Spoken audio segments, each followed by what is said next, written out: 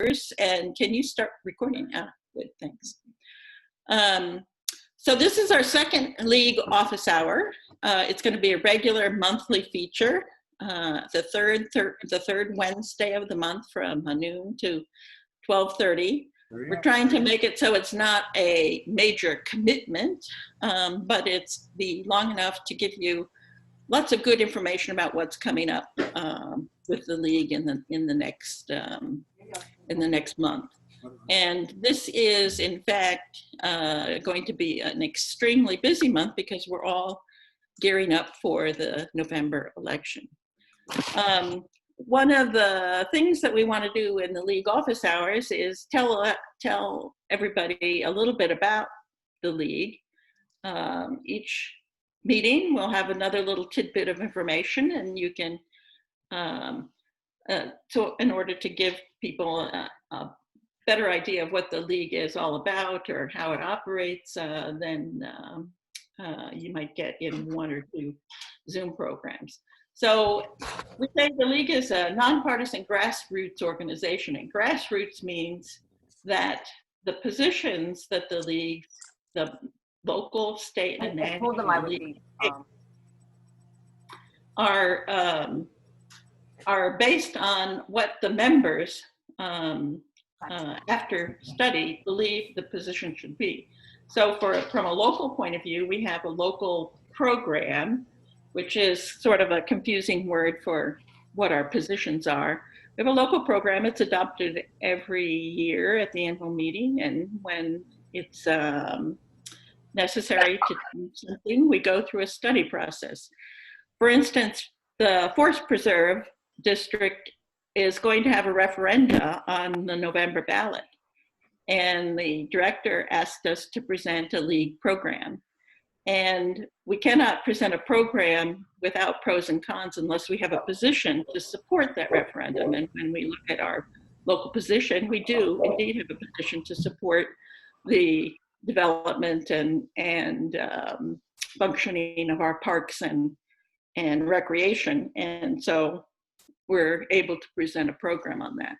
And the state and the national operate the same way. They ask each local league to study an issue and pass the results to them, and then that position is adopted at the next convention. There's biennial conventions. One year it's the state league, the next year it's the national.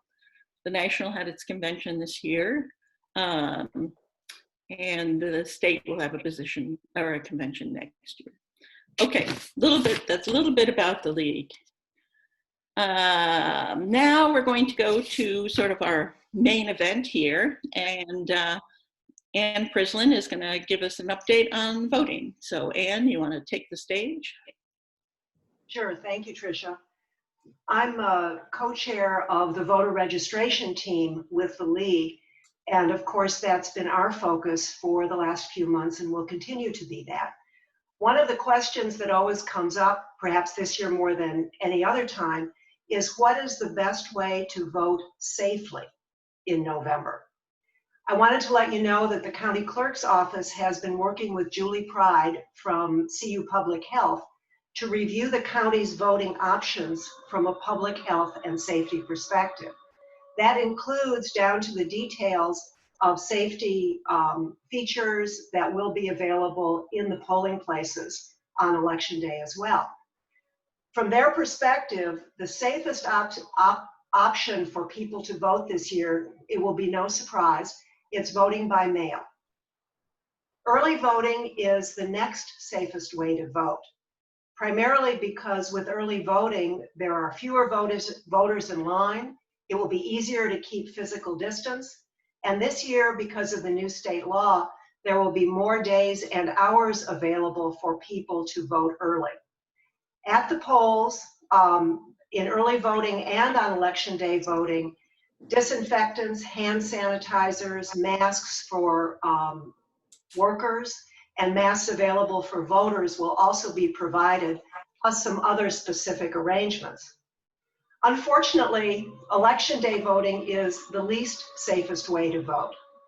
Every county in Illinois expects a record turnout this year. Lines at the polling places on election day will likely be longer, leading to a greater possibility of exposure. So when you're talking to people about voting safely, the thing we'd like to emphasize is voting by mail is indeed the safest way. To get this voting message out, the county clerk has formed what they're calling the Safe Vote Coalition, which focuses on voting from a public health perspective. The League and other community organizations are part of this coalition to help make sure that people are aware of their options and are also aware of safety precautions that are being taken to keep everyone safe. The county clerk will be starting to promote safe voting through various media channels, likely beginning in September. And one thing that we all can do is to help share that message widely with our families, friends, and other groups that we're part of. And this coalition meets weekly, so I'll be updating the League on anything new information that comes either from the county clerk's office or from CU Public Health. But safe voting is not just our physical safety, it's also about the safety and security of our ballots. And Tricia asked me if I would speak for a few minutes about mail voting and some of the safety and security measures that exist in voting by mail. We've all seen and heard a lot of the falsehoods about voting by mail. What I like to do is look at the states that have had universal mail voting for over 2 decades to see what happens with them.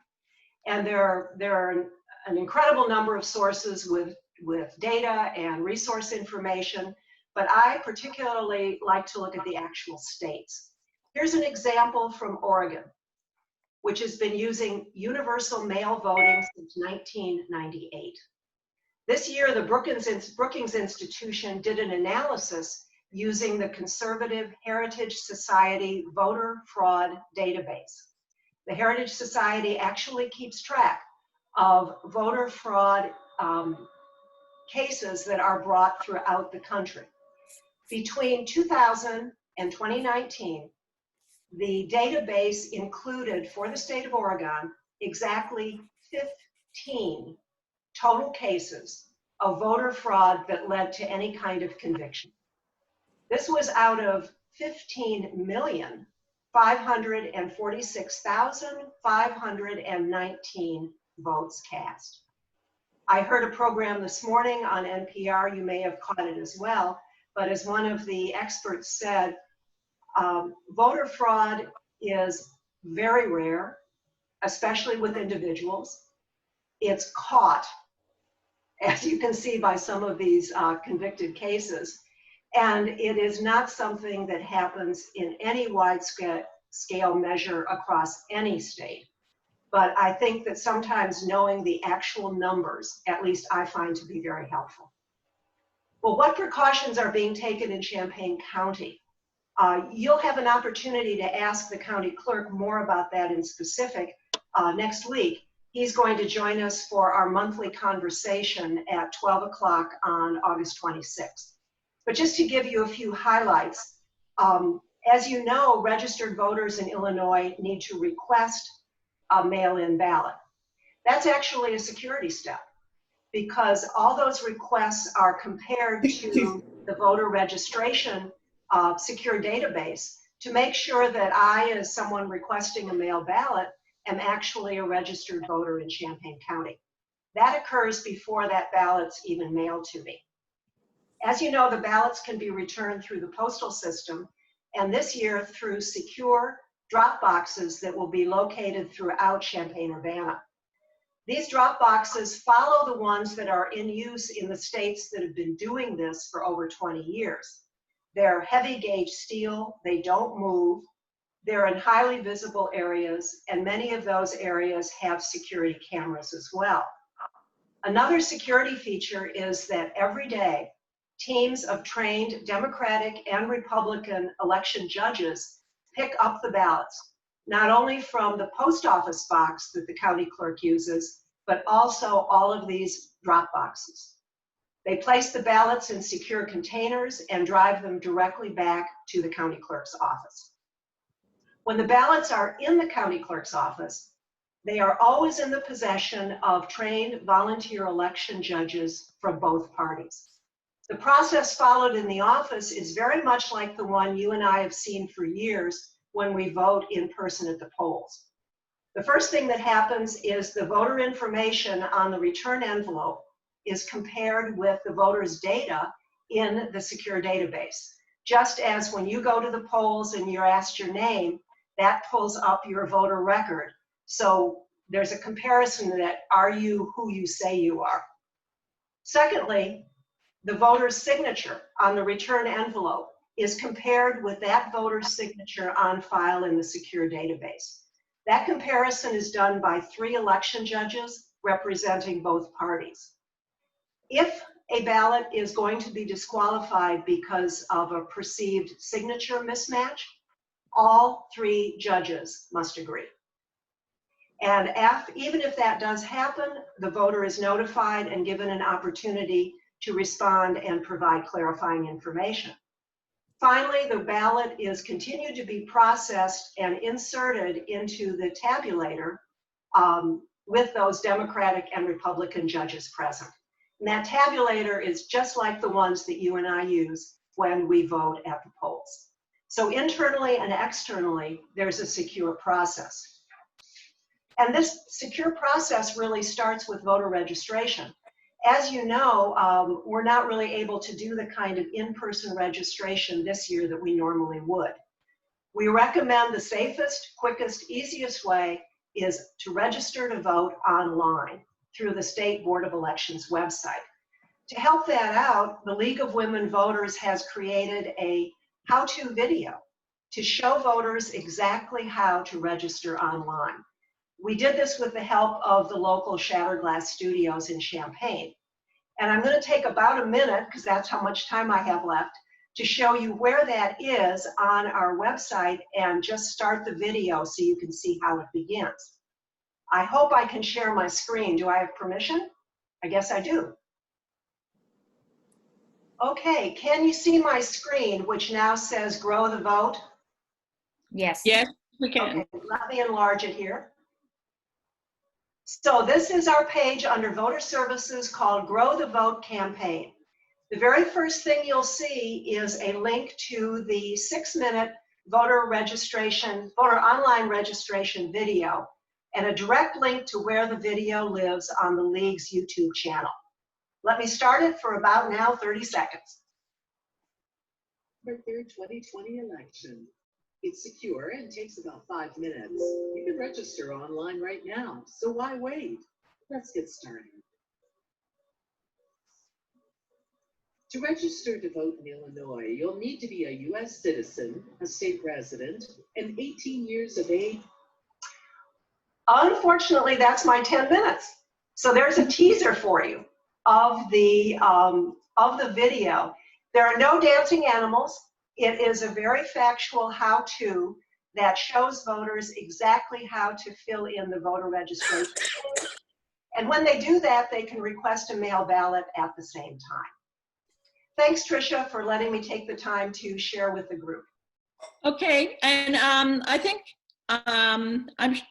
if people have questions, we'll just take a few short questions because we have some other stuff to do in this short meeting. But if anyone has a question, then if you could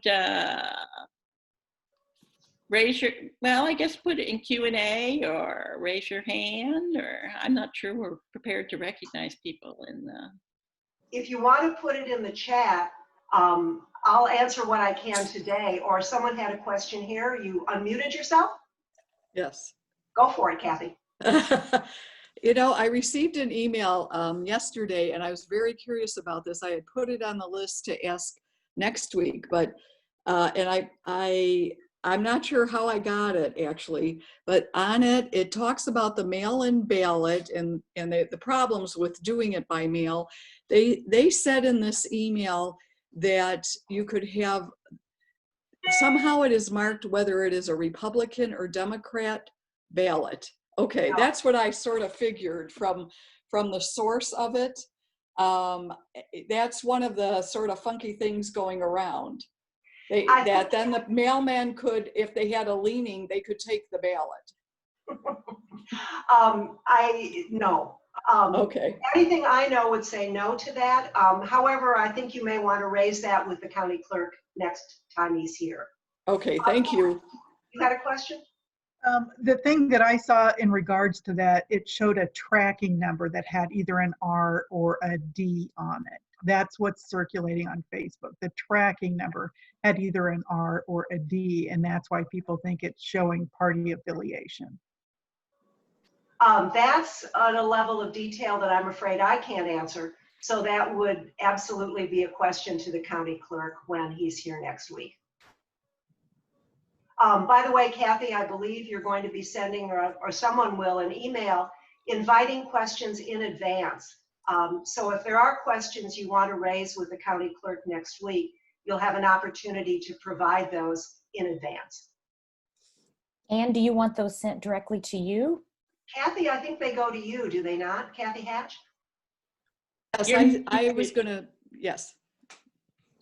There'll be an email sent out that will indicate where you can send your questions in order to get them to Aaron Ammons next week. So that, I think with that, we'll move on with our agenda here. Thank you very much, Anne. Anne has just been doing wonderful, intense work, working with the county clerk's office and all the different things that are going on. So yeah, that's right. Thanks. Thank you, Anne.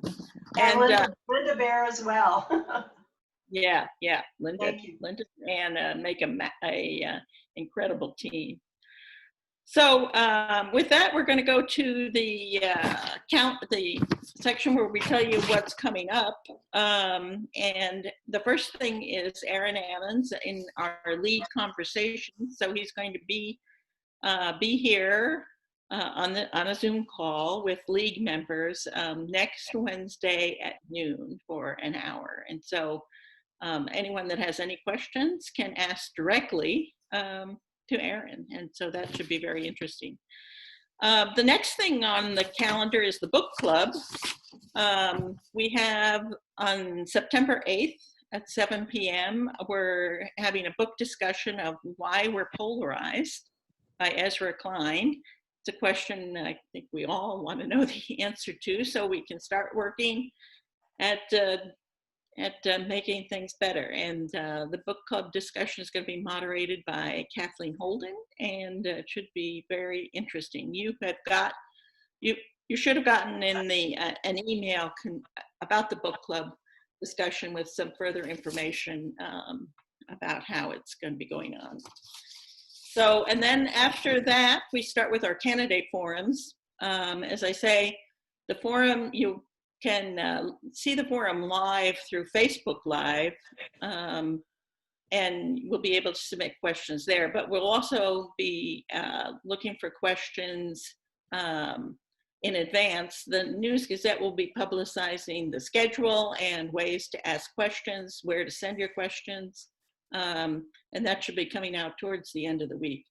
So the candidate forums will cover all of the local offices that are contested on the county level, county board races, county officers, the elections for State House. Let's see. Well, there'll be a whole list so you can see them, and they're going to be on evenings because there's so many. Each forum will take half an hour. We'll have about 3 or 4 a night, September the 9th, and then that's the first one. Then the next one will be in the next week, which is the 15th, 16th, and 17th, I think. So that's a full schedule. You don't really, unless you have a question, and if you do have a question, it's better to send it to us in advance. It will be, they will all be recorded and they will be available on UPTV is going to be showing them. There'll be links on our web pages to the different debates. So there'll be lots of different ways to see them. And I've always found actually seeing the candidates talking side by side is a very, very helpful way of adding information to your considerations of who to vote for. Our next league office hour will be September 16th. That'll be noon. And after that, the next thing on our calendar is a presentation on the fair tax amendment. This will be an evening program. You'll see more information about this in September 22nd. And finally, in October, at a date to be arranged, we'll be doing the Forest Preserve District referenda discussion. So as you can see, we're providing a lot of election information, and I hope you join us for some of these events. So I'm going to turn it over to Lynda for a discussion about what her committee on youth have been doing. Yeah, so I just need to give a shout out of thanks for the voter services team. We did a WhyVote video challenge to engage our youth, since we had to cancel our high school programs that we were going to do voter registration events. And in that time, you also engage students who are not old enough to vote, and just engaging them in topics of civics. So thanks particularly to Anne and Linda and James and Rhonda Kurtz, my co-chair on the Youth Outreach Committee, because without them, this wouldn't have been what it is. So we accepted submissions from June 1st through mid-July, and we had a total of 5 participants. Some of them working as teams, and one of those teams submitted several videos actually. And we selected 2 videos to post on our webpage and are stored on our YouTube channel. Yes, the League has a YouTube channel if you didn't know that. We will also, we're promoting 2 videos during the month of August, and then we'll choose 2 more for September and maybe 1 or 2 more for October. And we're in the process now of sharing these videos with our high school contacts, and we're also going to be encouraging them to share them with their students, as well as encouraging them to use our online registration available to us for those who have not yet registered to vote, and also encourage them to participate in becoming election judges. It's particularly those, if you're too young to vote, we want to engage those 16, 17-year-olds to become election judges, and also to follow our forums, everybody. So with that, I'll just go straight to showing you our videos. So this is our homepage. And right now, you can get to them by clicking the link, WhyVote. And we have a designated page right now to explain what the challenge was. You can go back and refresh your memory if you didn't catch that in a previous meeting. And then right here, featured this month. If you want to just go see any video that's on our YouTube channel, you can go here. But right here are the 2 that we have chosen now. And we'll start, I'm just going to go to the YouTube channel because then I can have access to both of them back to back. So, okay. So this one was done by a student from Uni High. And let me just pause it for a sec. Fallon McFarland.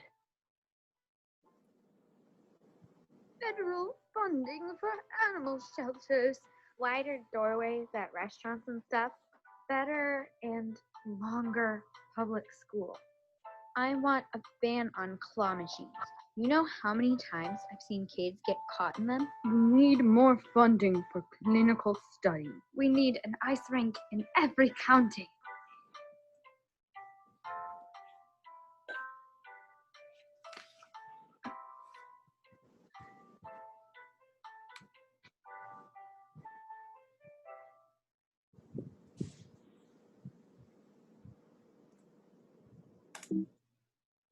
I thought that was cute, very creative. We didn't have any restrictions as far as what people had to use or submit. They were able to use whatever kind of format that they wanted to use. And so some Hello, everyone. people, I have oops, something to ask you. sorry about Have you added that. your name to join my campaign? I guess I didn't We pause still the, have a long way to go if we're going to defeat Donald Trump and the Republicans. my apologies. I apologize for that. I didn't turn the YouTube channel off. So we'll go to the second one, submitted by Benjamin Chang and Florence Lynn. With the 2020 election coming up on November 3rd, you've probably heard a lot about voting. But why should you vote? Voting is an essential component of participating in the democratic process. The people that are elected represent you and will make choices that will directly impact you. Every vote counts. Many elections have small margins, and it's important to make your voice heard. Think about it this way. If everyone thought that their vote didn't matter, no one would vote, and democracy couldn't function. You can register to vote online, and voting itself won't take too long.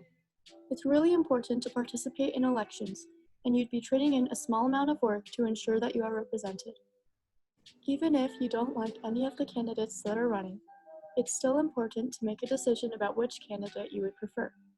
Most of the time, each candidate will have positives in addition to their negatives, and it can be helpful to consider both when making a decision.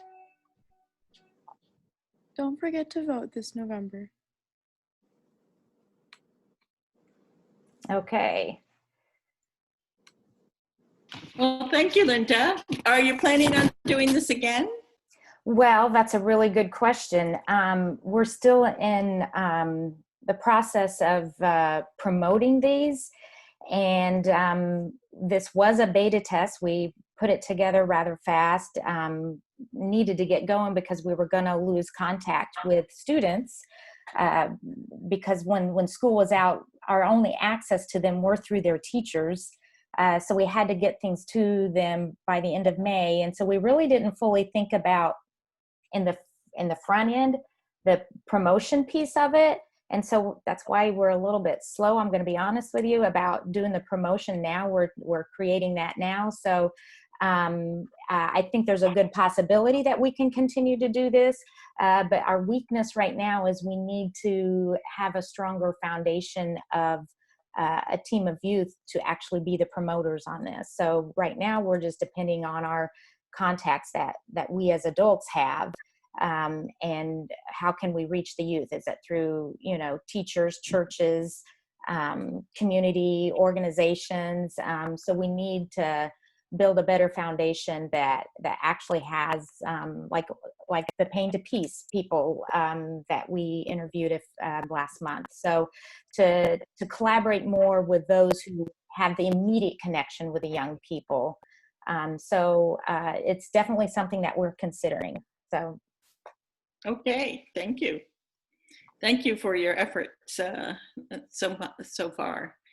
And so that pretty much concludes our program, but I do want to remind you that we have a lot of things coming up this month and that you can find them on our calendar at any time. And you will be getting Zoom invites as league members to each of these events, so you can keep your eye out for the Zoom invites. So any other questions before we stop? Can you tell us about the YouTube? Am I on audio? Yes. Yeah, you are. Okay. How do we get on this YouTube league station, whatever it's called? Yeah, it's if you just go to the league's website, the homepage, I'll share my screen again.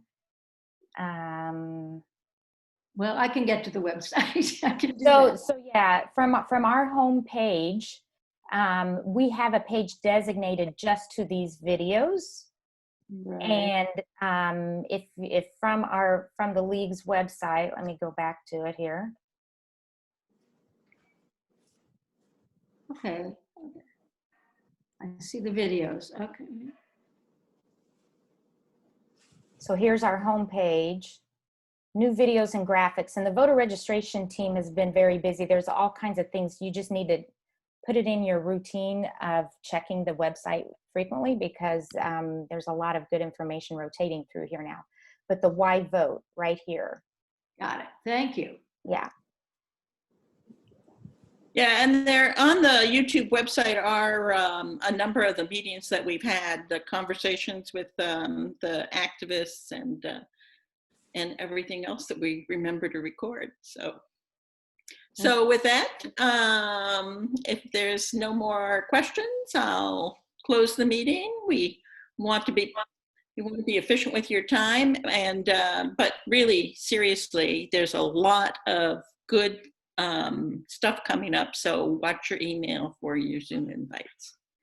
Thanks. Bye-bye. Thank you. Thank you.